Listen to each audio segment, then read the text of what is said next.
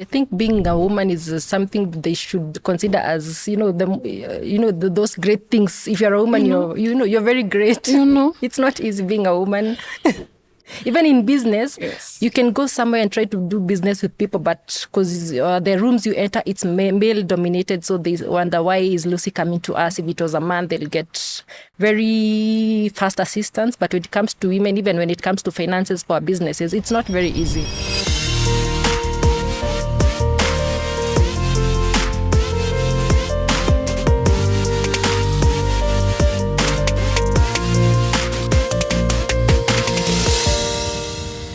Welcome to the Bold Path podcast. I am your host, Lucy Wanjiko Jenga. On this podcast, we get to hear of amazing stories of entrepreneurs who have taken the bold path. Our guest today is a really special person. I've known her recently, but from the things I've read and the things I've seen, I'm quite excited for you to get to hear from her and to learn from her. Thank you for joining, Vero. We really appreciate that you made the time to come. Can start telling us who you are and the different hats that you wear. Thank you so much, Lucy. My name is Veronica Gakio. I'm the founder and CEO of Ankole Luxury, where we make jewellery using cow horn, brass and precious stones, as well as semi-precious stones. We also work with women in the rural areas who do our crochet bags, and then we do the finishing using genuine Kenyan leather and canvas as the lining. Besides that, I'm a HR by profession. Yes. And I'm also an autism advocate. So I talk lots of issues about autism because I'm a mother to a child with autism. Thank you for even, having time to come here. I know you do a lot of things that I've seen on social media, and the reason why we're here today is entrepreneurship. So you can start us off telling us why entrepreneurship, of all the things you could do, and being that you're a HR professional, why entrepreneurship? So how I started this brand is back then my kid was very hyper when it came to her condition autism. So it was really exhausting working and then going home, and maybe she really needs me. Sometimes she could not go to school because of being a bit hyper. So I thought it would be good to start a brand so that I can always work on my time. Because it wasn't really working on someone else's time. So I thought that being self-employed would work better. And I'm also an endometriosis warrior. So sometimes it's too painful to go to work. So I think it worked both ways. So I normally work when I can. And if I can't, I can't. And I just stay at home. So it gives you the freedom and the room to be able to take care of your child and also take care of your health. Yes, because now most of the things she gained from her little speech, it was, I personally did I can say I was her therapist. So it helped a lot because I could spend more time with her instead of other things. Therapist, you can talk a bit about that. So initially we were doing occupational therapy, speech therapist, and then and other therapies. So I came across this lady from US. So she told me to identify what I want my daughter to be doing or to be saying. And then from that, now we'd focus. So I told her it's my daughter to call me mom and to say what she wants, like I want tea, I want whatever. So she guided me on what I need to do, and I had to record. It's not a matter of her telling me and then me just telling her, yes, we are doing. I had to record the session and then send her every day so that she could guide me. The reason she was doing that, it was a free session, and she said that because sometimes people don't take free things seriously. Mm-hmm. So she wanted people who were very keen on helping their kids. So that's why she always used to ask for the recordings. That's good to know that there are people who are willing to help, even out there. I know maneuvering that and also endo can be quite a task. When did you get diagnosed with endo? 20 before I had so much pain, so I was told I had a cyst. So after it was removed, the pain never went. So after visiting several doctors, I was told I have endo, and that was when my daughter was really aggressive. Sometimes she'd just come and not hit me intentionally, but she wants to sit on me. But sometimes she comes with her elbow or her knee there, so we'd end up crying, both of us. She's crying because of her own issues, or maybe she doesn't even know why she's crying. Sometimes I'd cry because she's crying, and then she just stop crying and start laughing. So I'm like, okay, let me not use the words that Why are you now laughing? And we were both crying. So I think not working and now being in business helped, because we would just be and then just do things wherever it was possible to do them. Was Ankole Luxury the first business you've ever been engaged in? Yes, it was my first business. Oh, Yeah. Is it that you didn't have that bag when you were growing up? Or this was like the proper business? Have you ever tried anything else? The first thing for me to work was in Dubai from 2006. So I've always been an office person in the corporate space. So that's where I also did my HR management course. Then after that, now I've always worked as a HR both in Dubai and Kenya. So when I came to Kenya, I was working for a brand that used to do jewellery. That's why I got the skill for using now the cow horn to do my jewellery. So I really liked it because I like very unique jewellery. So I thought it's a good skill. It's a good material to use to make my jewellery. Then the bags was actually a good accident because I was only doing jewellery. So I went to Tanzania through some organization. We had gone to showcase our jewellery. So I met these ladies who now crochet my bags. They were selling. They've always sold them as storage items, not as bags. So I bought one and said, let me just make a bag for myself, and then I can be carrying it. So when I posted on WhatsApp, everybody wanted to buy it. So I actually never got it because everybody was like, can I buy it? Can I buy it? So after that, I started engaging the women, and we've worked together from 2021. When was the business established? In 2019, November. 2019. Yes. You can walk us through that process. I know starting a business sometimes looks easy. Even you coming up with that idea of, I want unique jewelry, I want to go with horns. Like, how do you even think of that? I've never seen a horn and seen it for anything other than it being a horn. Okay. So how I came to start slowly, when I was employed, I would slowly make my own pieces. It was actually through, I had done an interview with Sheila Mwanyiga regarding autism.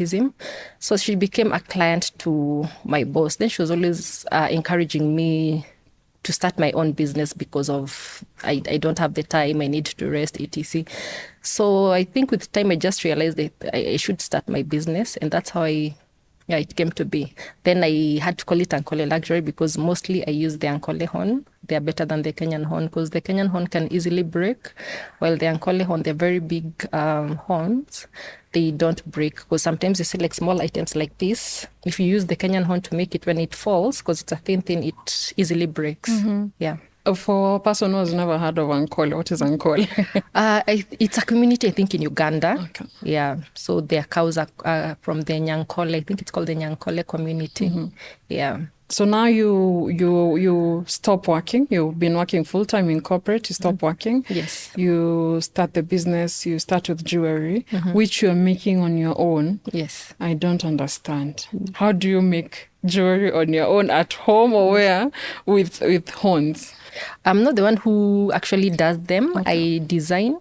So what I did, I actually started, the way you do things without, not like small. I did it full swing. So I did a whole collection, photography, website, photo shoot, catalog. So I think I spent so much money on it, but I don't regret it because it made me create a path for me now saying I can't go back. I've already spent too much money on this. So it has to work. It has to work. Yes. And that was now when COVID came in. Was that good for you or bad for you? It was bad because now I was stuck with items. You remember I had made a whole collection. So I was stuck with items. I didn't have clients because the business was very new. So I had now to try and sell to my friends. Sheila really supported me. She'd always ask, can I see? And I should buy a lot of the items. And that's how we survived 2020, by selling a little bit of the pieces we had. So let's say I want to get into jewelry and probably I want to get into using Ankole, the Ankole horns. Would you suggest I go into that, or have you seen other ways that you could also use for jewelry? I also know you do brass. Yes. So most of them, I use 3 materials. I use the Ankole horn, brass, semi-precious stones, and precious stones. For the precious stones like this, it's mined by women in Taita. So because I feel like on the line, jewelry line, I don't really involve many women. So whenever I have to use gemstones mined in Kenya, I only specifically use mined by women. Then, yeah, because the bigger part of the production is done by men, apart from not the beadwork. Then when it comes to the bags, that's mostly done by the women. I work with women in the Rakanidi. I work with women in Kiambu who do the crochet bags. I let them just make their own designs. So we have over 100 different designs. So they make, I go choose what works for me or what's properly done. Then I do the value addition with the leather, genuine Kenyan leather. And then inside we do with canvas to make it more firm. Yeah. And how many pieces have you sold so far when it comes to the bags? A lot. Yeah, I don't have the numbers, but I've sold a lot because I have both B2B clients and B2C clients. Please expound. B2B, it's business to business. Yes. I have a client in Atlanta, US. I have a client in Dubai. I have a client in Nigeria. Okay. So those ones buy, and then the bags go with their own brands. Okay. They don't go as Ankole. Even for the jewellery, I also have business to business clients. And then now for the rest of the items, I sell directly to the consumers. The whole purpose of this podcast is to ensure that young people are not sitting at home thinking business is hard to get into or thinking this is not for me to do. To encourage and inspire them to take something up, to see as a challenge in the community, a problem in the community, and find solutions for it. Did you feel when you were starting out that this was a solution to a challenge that people are experiencing? Yes, especially for the bags, because as I mentioned, I work with old women, very old women in remote areas of Meru. So I feel like we are really empowering them. The group has 150 women. And we are encouraging them to also train the young girls how to crochet, especially with the various designs, so that the skill, because you see, crocheting is like a cultural heritage. So we are encouraging them to train their own young girls so that they can continue with the heritage. It doesn't die with them. For the young women, I'd encourage them to be very creative, because I've realized with the jewellery industry in Kenya, there's a lot of copy pasting. People don't want to think outside the box. They just want to go maybe to Masai Market and see what's selling, or they assume that's what's selling because it's all over Masai Market. And they either buy from those people and resell as high-end jewellery. Instead of being creative, look for a material that's out there that nobody else is thinking, because there's horn, there's bone, there's wood. There's, you can always combine things. You can use maybe even just brass and beads. Think outside the box. And that way, at least when you make something unique, you'll always have those customers who want unique items. By then, I've never seen brass and beads together. That's a really good point out there. If you're keen, you've noted that. Yes. I would want also, as a young person, because the other thing becomes capital. Capital is an issue. Maybe you could walk us through, if you didn't go all out the way you went all out, is there a way you could have done with little, or even with the much that you did? How was that? Like, how much are we talking about, and what went to what? I think they could start with a little bit. So instead of making so many items, you can start with a few pieces. Because obviously when you get a client, especially a B2B client, they'll have to pay 50% before production starts. So that will help you manage the whole production. And then now, once you deliver, they can always pay the other 50%. So you don't really need to have so much capital when you're starting a products business, because the client has to. He has to pay the 50%, 50 to 75% advance. Is it easy getting even these clients? Or how do you even go about getting these clients? For me, it's been really just being aggressive on Instagram. I've had all my B2Bs, it's people I don't know, but they've just approached me through Instagram. They've inquired, they say they love my items and they want to buy and brand them as their own. So I think just be aggressive when it comes to social media. And these days, you don't really need to do like very professional photos for your products, because there's Photoshop. You can always use your phone, take good pictures, and then you Photoshop them. So unlike before, where you had to really do very professional, and then with time you can now start doing the professional shoots. Yeah. And also telling your story, especially for the bags, because I work with women. There's a huge story to tell. Always talking about the story behind the brands, the women I work with. It helps a lot. It helps a lot. And why women? Why are you so passionate about working with women? You could just decide that I don't care really, but why women? I've always been keen on empowering women, and I think that's the thing that's really happening all over, because women need to be supported. Like for me, I work with very old women, and nobody wants to work with them, because for me, they even tell me, no, it's season to plant green grams. We don't have time to crochet. So for me, I just laugh and say, okay, you take your time. For them, they don't see the need to focus on making the bags, and then now they can always maybe pay people to go and plant the green grams for them, because for them they believe crocheting is just a part-time thing that you can do, passing time when you're in the shamba, you're taking a break, and then you just take your bag and start to make it. And then for the women who mine the gemstones, they've always been taken advantage of. So they either sell at a very low cost because of the agents, or they don't have anyone to sell their stones to. So we are trying to see how we can work with as many as we can, so that we can also empower them. Because I feel like despite being a business that is making profit, we need also to empower our women. I love that. I'm still stuck at how much do I start with? Could I start with 5,000 or even 3,000? No. Okay, walk us through that. So it would determine. It depends on what you're making, and then are you making it yourself? By the way, even if you could come up with very unique beads jewellery, I think for 5,000 would work. You can just start with a few pieces. It depends on the material you're using, and are you doing it yourself, or you have your own workshop, you want to start having your own workshop, or you want to subcontract other people. So with simple things that maybe even for brass, some people are just good with their hands, you can just go buy brass and make your own unique pieces. Yeah. I have a friend of mine who I've bought a few pieces from him. I don't know if he sells as much as I would hope he would. Even you being able to break into this market is not an everyday thing. I commend you on that for sure, because and then I tend to want new things every time. So I rarely go to a person 2 times. And it's not because their things were not good. It's because now I've seen something else that is shinier, that is, more chic. So I want more chic. Do you find it was harder getting into the market, and did you have support getting in? What I do, I offer custom-made items, but always it comes at a price. So a client can just come and say, for example, the ring you're wearing, you say, I want a ring like this, and please don't make it for someone else. So if it's something doable, I'll make it for you. And there are some clients who want that, so they always come back to us and say, oh, now let's design something else.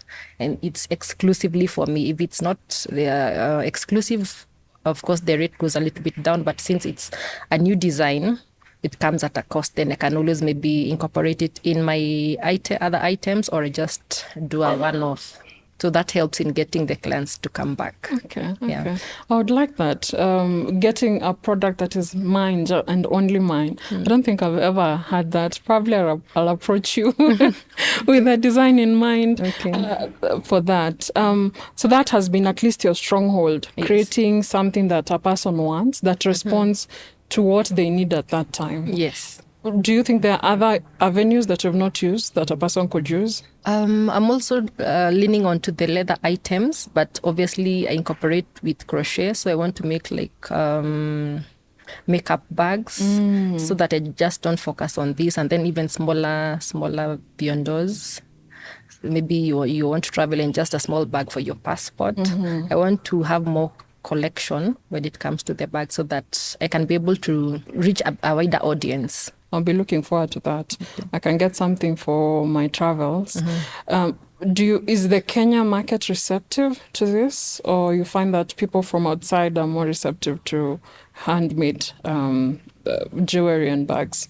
I think handmade items are accepted more by people out there, not Kenyans, because handmade is always more expensive than mass-produced items. And I feel like Kenyans don't appreciate handmade items. They don't see the value of why is it so expensive, while I can buy a ring made from China at 200 bob. So people out there, especially the whites, they appreciate the handmade items, they appreciate our stories, and they want to carry something and say, oh, I bought this bag and this is the story. It's made by these women in a rural area in Kenya, etc. And that's sad. I think that's one of the sad things about managing and maneuvering in this market. But the hope is that you can still be in Kenya and reach out to that audience through social media. Yes. I'm happy that you said it's not people I know. My business to business customers are not people I know. They are people who have reached out to me. So it's not all gloom and doom. You can still continue creating. And if you get your people, you get your people. Now that you're here, is there something that you can do so that Kenyans are more eager of why actually products are priced this way so that they can become one of the customers of the products? Because these are beautiful bags and everyone would be asking you where you got it from if you were to get it. How can we pull them in? I think it's just telling our stories more, because with time people come to accept, because there are people who when I started they would not see why they buy my items at the price I sell, but now they're my customers. I think maybe because before it was just a brand that started, and then sometimes maybe they see, especially when my first time in the newspaper, so people are like, oh, I didn't know you sell such nice products. So I'm like, but I told you from the word go. But I think when people see you being appreciated, they also appreciate you. Yeah. But I think even the government should try and support us. Instead of encouraging so much mass-produced items from China, they should try to support us to open markets for us, and even talk about supporting handmade items in Kenya, because we have very good products here in Kenya. Yeah, True. And talking of support, have you had a mentor walking through with you in this journey, or did you have to figure everything out on yourself from scratch? When I started, I think the advantage I had is I had worked for a brand, a white-owned brand, and I feel like for them, they're very aggressive when they decide to do something. They really do it well. So I learned a lot from her. So when I started alone, I could figure out a lot of things on my own, because I was always very curious. As much as I was her PA for 3 months, then I became the manager. I was very curious about the production and every aspect of the business. So when I started my own business, I felt like I had gone through a 3-year program whereby now I had learned so much. So I comfortably managed the business alone. Even till date, I try to do as much as possible on my own, because I feel like there's some things I can't trust people to do, especially when I'm checking if the items are quality check. When it comes to quality check, I feel like I'm the best person to do that, because people might ignore a few things that I feel should not be ignored. Yeah. And do you work with young people other than the ones who are doing production that could learn from you? Is that something you're open to, or have you been able to do? I'm open to that if I could get maybe people at mentor, and also caregivers with kids with autism. There's an organization that I'm a member of, and they were asking me that question. So as the company grows, I can be able to see what are they good at. So not necessarily do the baskets or the jewellery, but I can also see, as much as now that I want to do other small items, if someone knows how to crochet, I can just tell them what can you crochet, and then I can see from there what can I make out of it. Because sometimes when it comes to the designs, not many people can be able to do all these kind of designs. Yeah. Okay. And going back to the government being more supportive, I know we met at the Academy for Women Entrepreneurs, which is a training by Ushindi Empowerment, and that is not even a government program. Have you been even in other programs that are government funded, and do you think there's need for more of that?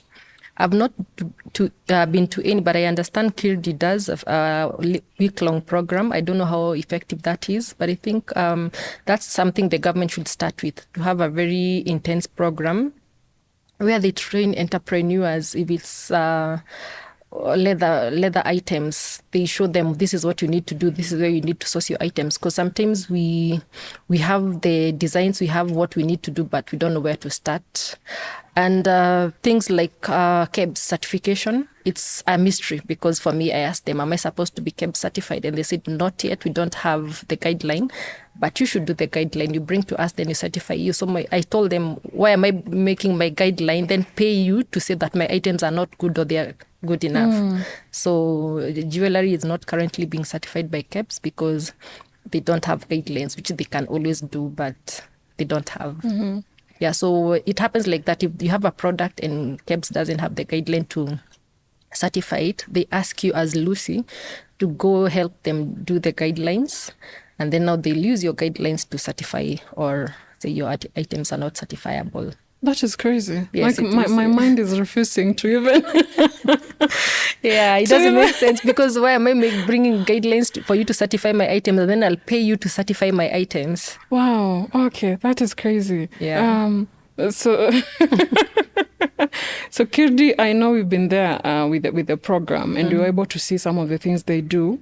And I don't think it's a big number, and probably it's the entry amount. I know it was cheaper, but since the new government, it kind of the price got hiked a bit.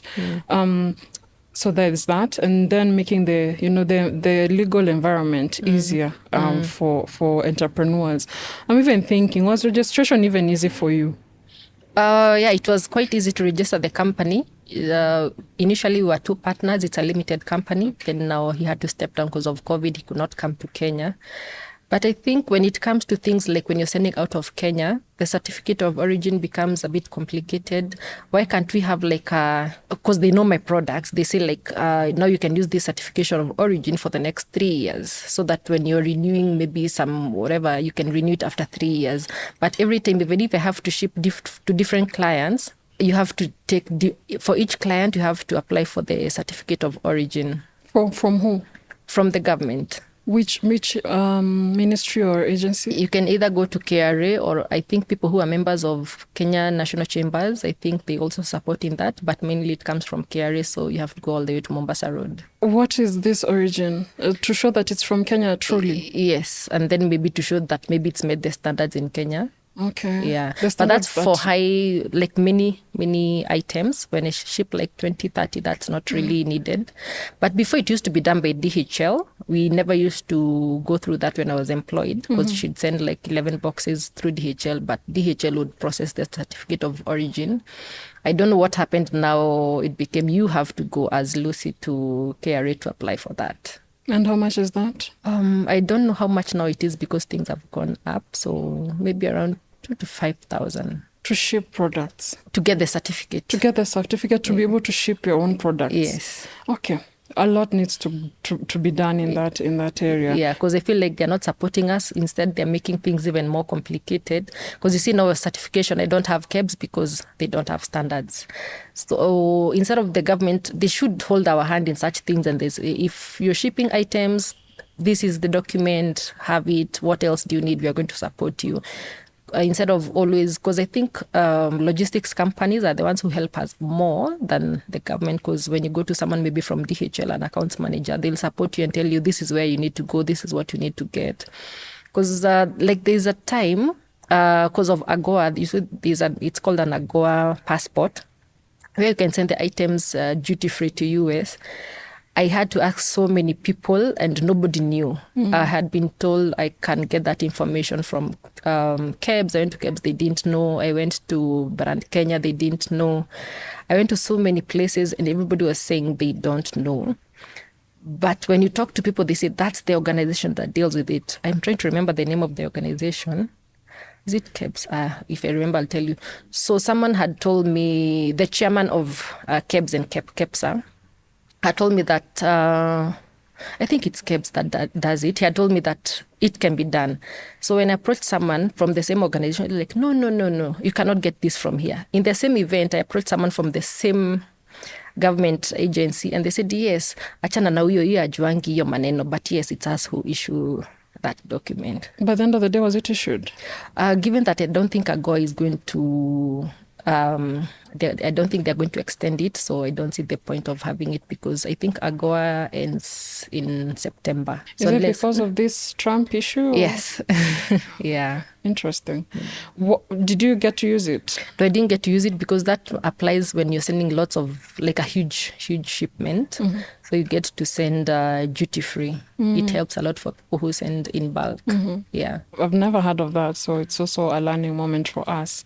And now going back into now the process of your business, we have seen that you've had to walk alone for quite some time, or since you started, really, because of the experience you got.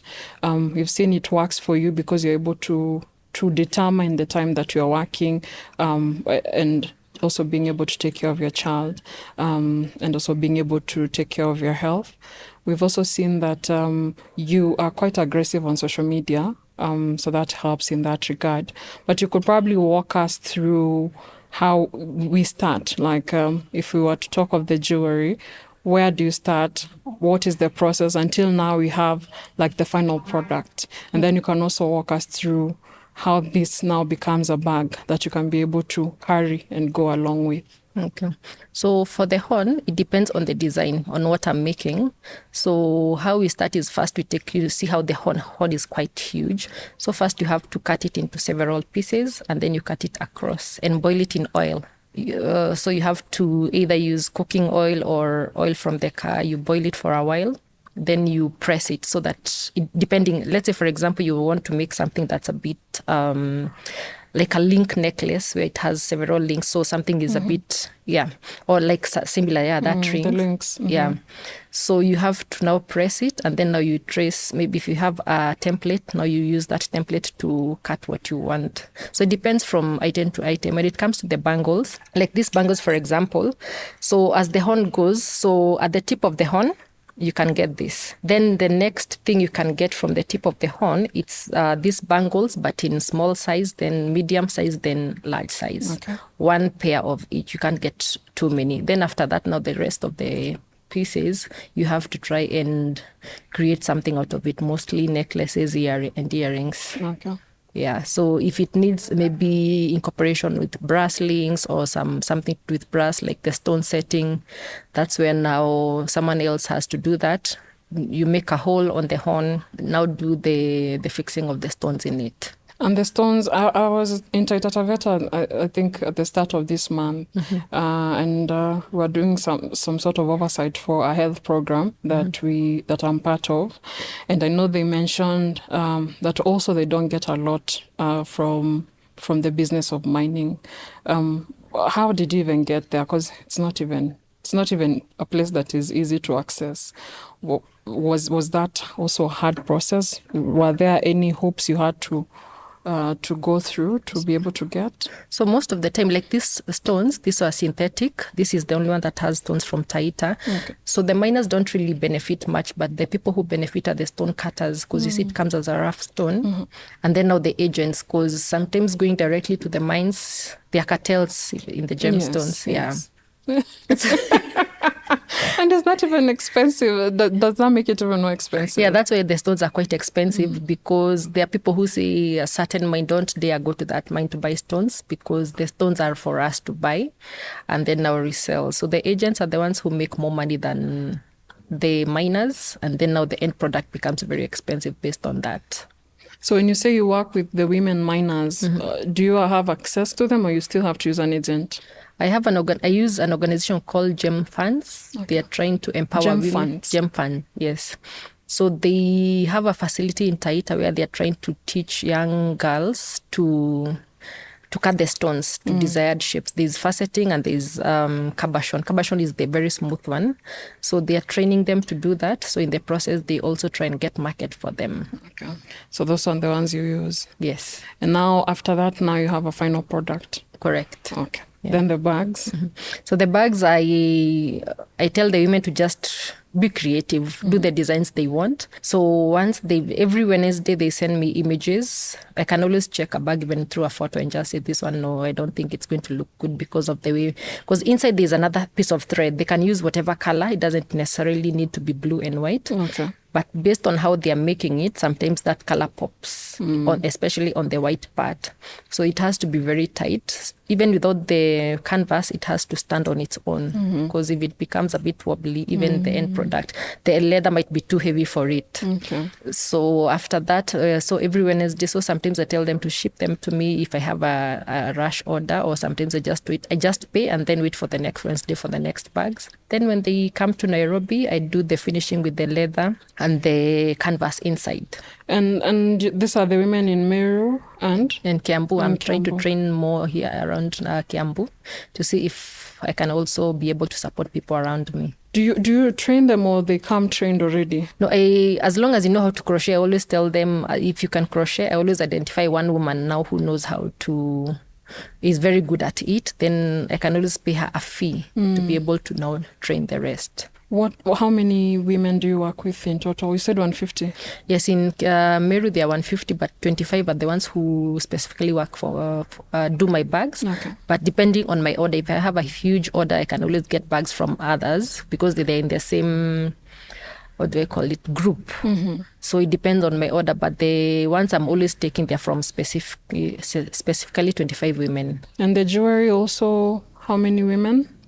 There are not many women for the jewellery. I think women need also to be maybe empowered to be able to do jewellery. Recently, I was in Kibera and I saw women, they are busy trying to make the horn parts, and you could see they were all white because of the dust, because you see it's very dusty. And I'm like, I think I really need to come back here and see what you're making, and then I incorporate it in my business, because I don't have, apart from the beadwork, I have some items that have brass and beads. So that is done by a lady, and now the stones are mined by ladies. But that's about it when it comes to jewellery. Probably can tell us the prices if a person wants to reach out to buy, to have an idea of the price ranges. For like this, we call them cuffs or bangles. So these ones are made using silver. So the prices normally ranges from, I think the cheapest bangle you can get is 4-5, now going up, depending on the number of stones. Okay. And then for the bags, they range from 6,500 going up. Okay. Yeah, depending on the size. Awesome. Now I'm a young person and I've watched the video and I'm thinking, wow, you mean all this is under our noses and we've never known about it? Or I'll probably want to reach out to Vero just to know how to go about this. What would you tell them? How would you tell them to prepare themselves an entry into this market? What have been the ups and downs for you that they can also learn from? Try to look for something, maybe if they're in a rush to get your business going, try to make something that can easily be, people would accept and buy. And then be creative. Like I said before, be creative, be unique, so that people can always look forward to buying your pieces. It can be something that's relating that what's in the market, but now make yours to be very unique, so that people would be like, oh, instead of going for this mass produced, let me go for this unique piece. And also try and look for funding. So far, I've not gotten any funding, but I hear there's lots of funding out there, especially for women, using maybe with the banks or whatnot. But try and maybe engage in various programs, because even through the programs, you're going to learn a lot. You're going to be told you're not doing this right. You need to do this. And through that, you can be able to scale up your business gradually. What has been that program you did that was like, wow, I would probably recommend this to everyone? Have you done a lot of those? And also, which one was that really saw you as an entrepreneur? I've been in quite a number of programs, but I'd say there are two programs that really support me even now. There's the Creative DNA program by the British Council, and there's E4Impact program, which even 2 years later, after the program, they always support us. They always send us messages. There's this happening. Apply for this. There's a grant here and there. If there's something that they need to link you up with a client, they link up. They link you up with a client. I have a client that I'm working with. They need something, but a bag, but a bit different. And I got them from E4Impact. He came from Italy. He wanted someone who does crochet items. So I think those two programs are really supportive, even post the program. So there are quite many programs in the country that entrepreneurs can benefit from. And I feel even it doesn't matter at what level you are in, whether it's entry or whether you've been in business for some time or you want to scale up, there are different programs that are out there that are really good. And I would urge you as a listener to go and look out for them. It probably won't come. At least you've mentioned two, and you've mentioned American Academy for Women, Academy for Women Entrepreneurs, funded by USAID. That's why I've said American. And these are good entry points for you to understand even the dynamics of a business, for you to understand how to even pitch, how to create, how to go about pitching, how to, brand yourself, branding, also networking. I think that's one of the most important things, to know who is doing what, who is where, what is important to be on the lookout for. So yeah, I probably urge you to get into that even as you're thinking. And mostly now they're online. As you're thinking of what it is you want to do, or if you already have an idea of what you want to do, probably you want to get into jewelry and bags, then that's also an avenue that helps boost you up. Is there something that you probably got from these programs other than the support that boosted you up to the next level, that you can really trace and say, if it wasn't for this program, I probably would not have known this? I'll take, for example, the Creative DNA program. So before, I used to put African fabric inside my bag. So in one of the classes, we had to bring our product so that they tell us, what are you doing wrong? So their view was already the bag is too colorful outside, so why do you need it too colorful inside? So that's why I moved from the African fabric now to the canvas. So such programs, they take you step by step on what are you doing from your, not just production, even your packaging, even our social media pages. They went through our social media pages. They told us, no, this is what you're doing is wrong. Then they'd send you like 2-3 pages from other different brands. And they tell you should use this as a guideline on how you need to do your page because of the items you're doing. So such programs are very helpful. And we scaled up a lot from production, branding, social media. Our brands always, we all came out very, very changed. And for sure, when you look at Ankole Luxury, it speaks of luxury. You're not trying, you're not just branding a name on something that does not bring that out. You can feel the luxury, and it's not just the price, it's also how you tell the story, which I think also came from this, knowing how to tell your story and not feeling like this is an everyday thing. Sometimes we don't tell our stories because we're like, who even wants to hear of this? Who wants to hear of I work with women who are old women who no one is working with? But that's important, because where do these women go when we stop working with them? And here you are giving them a source of income and also making sure that our brand, our Kenyan brand, is going out there. So yeah, I believe the programs have been of great impact, and something you could also get into and learn from and grow from. Anything you'd want to tell our listener as we wrap up? When it comes to these programs, like the WCW program, I can't remember, what does it stand for? I know it's funded by Grasa Machel. Other than that, I don't remember WCW. WCW, yes. One thing I've learned from them, if they are encouraging us to do business across Africa, because I think as business people, we just want to be in US, UK, but they're encouraging us because there's a huge market in Africa. When you talk of DRC, Rwanda, those are markets that are upcoming, and we can really sell instead of being too keen on US that maybe might not end up being a really big market. So we are being encouraged to focus on Africa. And then now, before we had issues maybe with countries like Nigeria where payment was a bit hard to get. But now with the PAPS program, I don't know what it stands for, where you can do the payments across Africa very easily. It's going to help even doing business in Africa very easily without saying that I cannot trade with someone in Nigeria because they cannot be able to easily send me money. But through now the PAPS program, money can be sent across African countries very easily. And how do you even ship? Because I remember there was a time I wanted to ship the Ghana cloth. I now forget the name. The Ankara, I forget the name.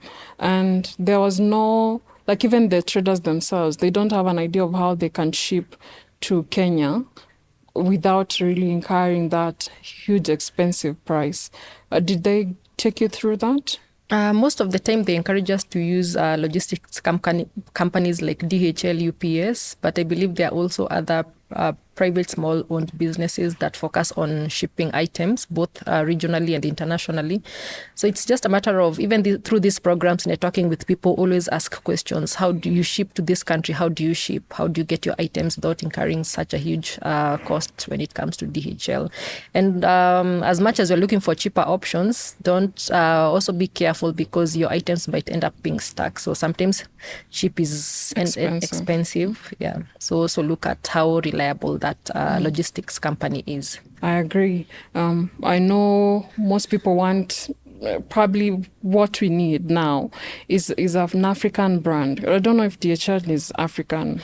No, it's German. It's German. So I think what is needed now, and something probably as an entrepreneur looking for a solution to a problem that Africans have and Kenyans have, is that channel of getting your products to where they need to be. If I never get to travel to Ghana, then I'll never get that cloth. If I never travel to Kenya, then I'll never get Ankole. I think that is a problem that needs a solution, and that's how entrepreneurs, emerge and grow. So if there's a way that could be made possible and affordable, probably not cheap, but affordable, yes. That would be really important. And before we go, I know that you didn't go into detail on being an endometriosis warrior, and I feel like in this day and time, we are finding more young women or even women in general, getting diagnosed with endo. And other than, may so rest in peace, Jambi Koikai, mm-hmm. who we at least got to know because of her fundraising, mm-hmm. not even because of anything. Probably using this platform, what would you tell a person who probably been diagnosed recently or is fearing they could be having endo? What would you tell them? I think because it's really intense pain, if you get diagnosed, I think it's a matter of maybe taking painkillers. Some use injections because it's very intense. And don't be shy talking about it, because sometimes even standing for too long can be a problem. So for me, I always tell people, I joke and say, I'm disabled. I have a disability. Mm-hmm. Can I please sit? I can't stand for more than 5 minutes. Instead of standing and straining. So I always tell people, no, I'm sorry, but I can't stand for long. There's a meeting I was supposed to go somewhere last week. So they were like, are you disabled or do you have any physical challenges? So I wrote, yes, I have endometriosis, so please don't make me stand for more than 5 minutes. Interesting. Yes. Even having that clause on their application or their invitation is I think it should be there, because some programs we go to or some events we go to, the entire program is just standing up. So you see, for me, if I realize it's maybe a cocktail where we just need to stand up, I'll definitely skip that, because I don't want to go hurt myself because I need to be somewhere. So I always skip and say it's never that serious. You said you were diagnosed in 2021, around there, yeah. 2021. Yes. And what led you even to go and seek medical counsel? Because the pain is a lot. It is a lot. It is not normal pain. So, and then it would come 2 weeks each month. And then now I could no longer exercise, and I love exercising. Mm-hmm. So if I strain myself, it pains. So I was just a bit curious. I've already had the operation. The cyst has been removed. I'm still in pain. So I went to different doctors. First, I went to the one who removed the cyst, and he could not figure out now why am I still in pain. He'd be like, you're just healing slowly. I told him, this is not healing. I'm a CS mom, so I know how, and they just cut through the same place. This is not how you heal. This is not a CS pain. This is more than that. So I went to different gynas, and I was finally told I have endometriosis. Wow. I feel like we still don't have enough information when it comes to the issues that women experience. Yes, I agree. When it comes to their reproductive health. And I feel like probably could take this opportunity to get a bit into detail into that. Did you have research? Did you research on your own before you went to see a gyna? Or how did that even go? Why do you think now this pain and this is too much pain, and when does this even pain happen? Like from scratch, like a person who doesn't know what endo is and where it even happens in the body. I'm thinking there are people who don't know, because I know Jambi had even on her lungs. Yeah, it depends. It's not normally on one place. So I cannot say like if you have this pain, it's definitely endometriosis. So it depends. Even recently, I think it was highlighted in NTV. So it depends on which part of the body. So I think it's just a matter of going to see the doctor. And even before the doctors diagnosed me that I have endometriosis, a friend of mine is a holistic healer, and she told me, you know what, you have endometriosis, because every time I'd complain about the pain and this and that.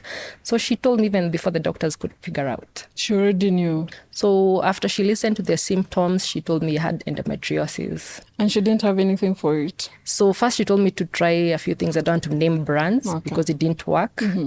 And it's a brand that people claim it's good for endometriosis, but maybe it works for other people, but for me it didn't work. And I've also seen others saying it's working, others saying it's not working.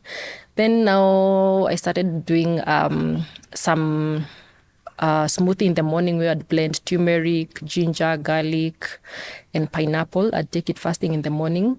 I don't know if it helps or maybe it slowly stopped paining, but it felt like, because I took that every morning for like 2 years and the pain reduced. Okay.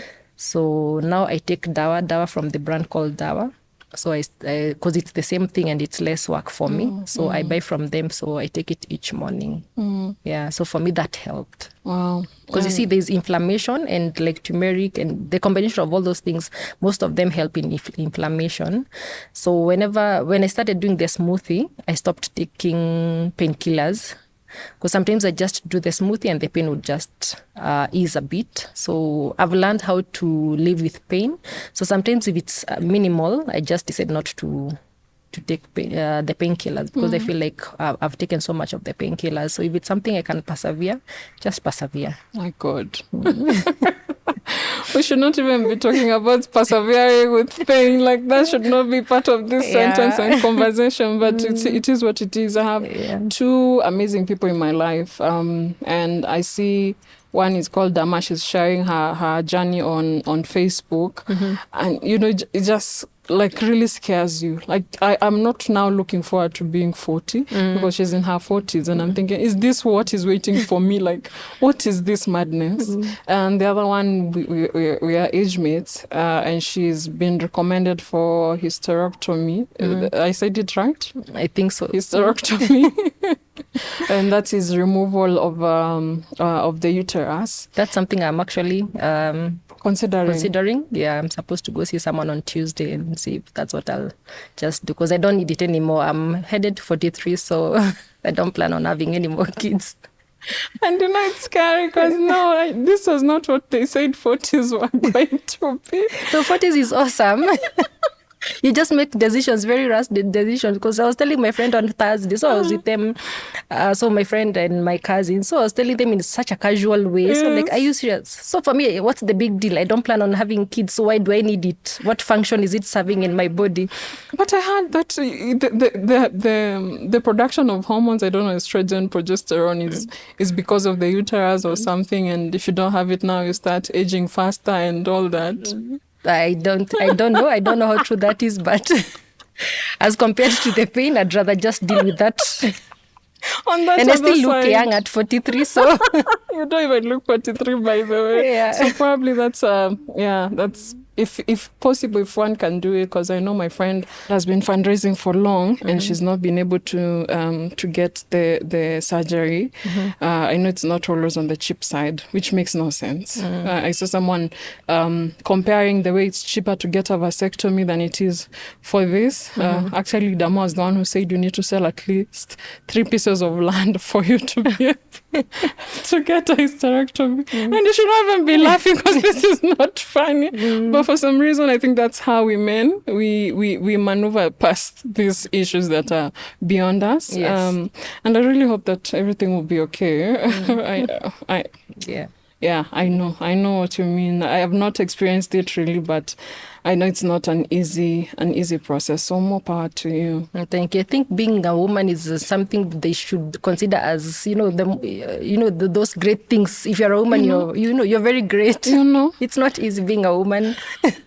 Even in business, you can go somewhere and try to do business with people, but because the rooms you enter, it's male dominated, so they wonder, why is Lucy coming to us? If it was a man, they'll get very fast assistance. But when it comes to women, even when it comes to finances for businesses, it's not very easy. True. Yeah. Being a woman, maneuvering everything, like you are juggling the business, you're juggling, ensuring that women are empowered, you're focusing on women so that they have an income. You are all rounded. You're not just thinking about yourself and the benefits and the profits that come to you. And you also have a child who has autism. So that already is a lot. It's a full plate. And for sure, it should be among one of the amazing things that humans get to do on this planet. Being a woman. Yes. Being a woman. Thank you so much for coming, Vero. It's been such a lovely conversation, and I believe our listener has taken a lot from this and sharing of your journey, the challenges you've encountered, and the solutions you have come with, and bringing your products, such beautiful, lovely handmade products made for us by us, and now it should be for us. Let's go ahead and support handmade products. And probably now, since you're saying support and buy from Kenyans, where can they find you so that they can buy your products? I can be found online on Instagram and Facebook, Ankole Luxury. Physically, I'm at Zanta Adeide in Village Market. It's right opposite Carrefour, so it's a shop you cannot miss. And then at Naskia Handmade, it's at Mudangari Drive. And Pink Skink, which is at the Hub and Junction Malls. And you also said the website. Yes, but I don't sell at the website. It's just for display. So mostly on social media. Okay. Yes. Awesome. Thank you so much. I appreciate you. Thank you for honoring us with your presence. This has been a lovely time for us to connect and also to learn from each other, and for our listener to learn from us as well. Thank you for tuning in, and until next time, do take the bold path.